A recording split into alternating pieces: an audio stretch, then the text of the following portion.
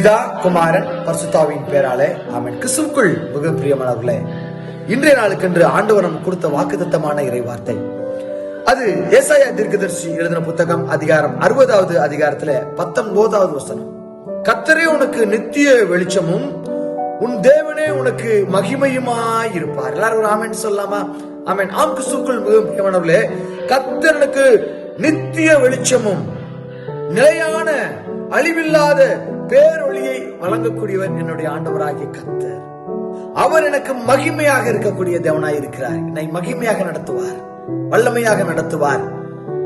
நேபுகாத் நேச்சார் தானியேல் 5ஆம் அதிகாரத்தில் 18வது வசனத்துல நேபுகாத் நேச்சரை ஆண்டவர் மகிமை பொருந்தினவராக ஆண்டவர் என்ன செய்கிறார்?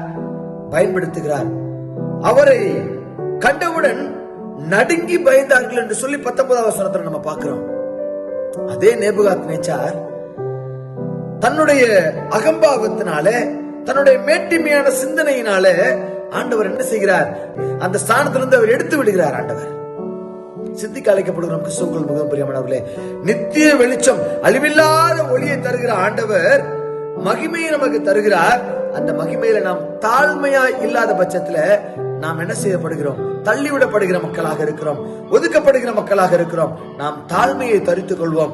கர்த்தர் நமக்கு நித்தியமான வெளிச்சத்தை, அழிவில்லாத பேரொளியை நமக்கு தர இந்த மே மாதத்திலே ஆண்டவர் நமக்கு தர சித்தம் கொண்டிருக்கிறார். அவரிடம் ஒப்புக் கொடுப்போம். இறையாசிரை நாம் சுதந்திரித்துக் கொள்வோம். கர்த்தர் தாமே நம் அனைவருக்கும் நித்தியமான வெளிச்சத்தை தந்து, இல்லாத பேரொளியை இறைவன் நமக்கு தந்து நம்முடைய வாழ்க்கையை உயர்த்தி காத்துக் கொள்வாராக. ஆமென். God bless you.